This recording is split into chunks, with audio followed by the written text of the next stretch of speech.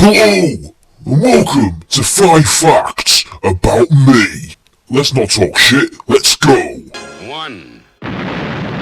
So I met Dwayne Johnson in America back in 2016. So I went on holiday with my girlfriend at the time to Miami, Florida, home to The Rock. Some of you might have heard of him. And the day after I arrived, I just went for a stroll down the street where my hotel was. And further down the path, I locked eyes with the Tooth Fairy himself. So I ran across the road and asked him for a selfie. He replied, shut your mouth, you thong-wearing fatty! And after I took the selfie, I then proceeded to say, thank you, you sleazy clapped dildo.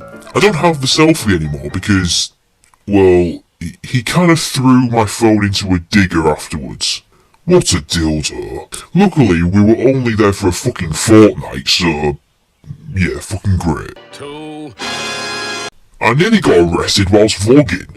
This was after lockdown restrictions were eased, so this was around September 2020 I believe, and in my early days of my time on YouTube I just tried out vlogging.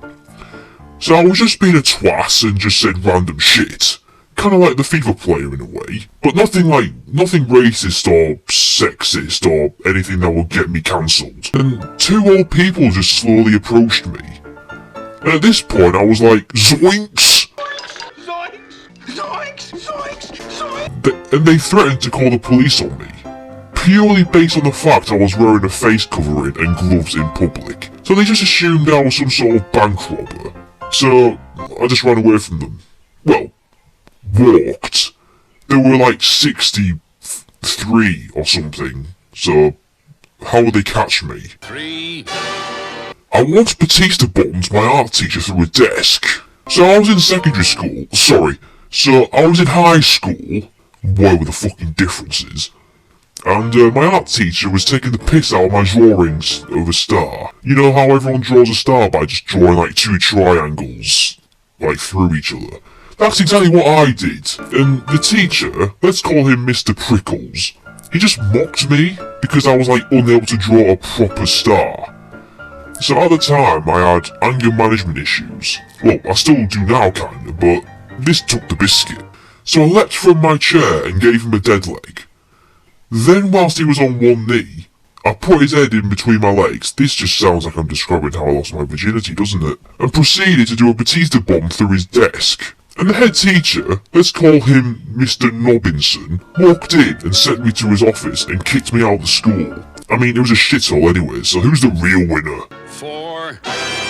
I called my boss a cunt on my first day at work. So my first job was a cashier at Santander. I didn't really wanna, but it was just what the job centre gave me. And I was fuming because the night before, I watched England lose to Iceland at Euro 2016. I mean, I couldn't support Madagascar because, well, they weren't in it. And most of my relatives were English, so I had to support England really. And it was about 7:15 in the morning, and I walked through the doors. I'm still proper fuming from the day before.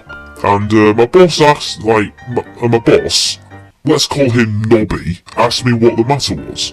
He was harmless to be honest, so he didn't deserve what happened next. So I just shoulder barged him, and then, you know, I didn't look at him at all, I just walked through one path, into the canteen area where there were like lockers to put your shit in, and he comes in with me and goes, what's up, why are you angry? And I just refused to answer. I realised I was starting to calm down, but Nobby over here ruined my progress just by not shutting his fat mouth. What's up this, what's up that? You're not an Ollie White t-shirt, mate. And I just lost it and headbutted him in the nose. Leaned back and headbutted me square in the nose. And went, nothing, cunt, and went to the toilet. I finished having my shit, and when I opened the door to get out, Nobby stood there with a tissue on his nose and he sacked me.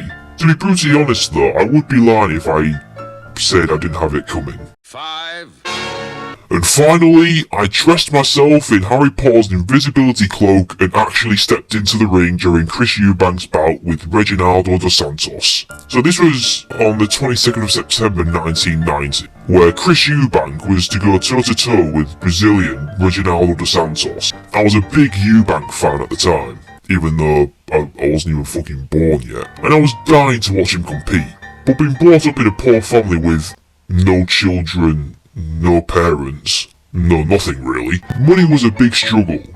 Well, just like nowadays, with fucking fuel prices and shit. And then I hatched a plan. I travelled to the Harry Potter studios because I lived about 4 minutes away from it, and I nicked the invisibility cloak. I hopped off the bus that took me to the arena, I snuck past security and vaulted the barriers, and as soon as the bell sounded, I slid under the ring like a wrestler would do, and actually witnessed the knockout in person. And whilst Christopher was doing his pose, I was like, you know what, this guy scares the shit out of me. And immediately exit the ring and left the arena. Like, I was scarred. Like, I was genuinely scarred afterwards. I mean, to watch a brutal knockout like that at your first boxing show, when you're actually right next to the ref in a way, it isn't the nicest of feelings. So, when I arrived home to no one, I took a nap on my sofa that didn't actually exist, and then I fucking killed myself because I was that scarred. And that's 5 facts about me!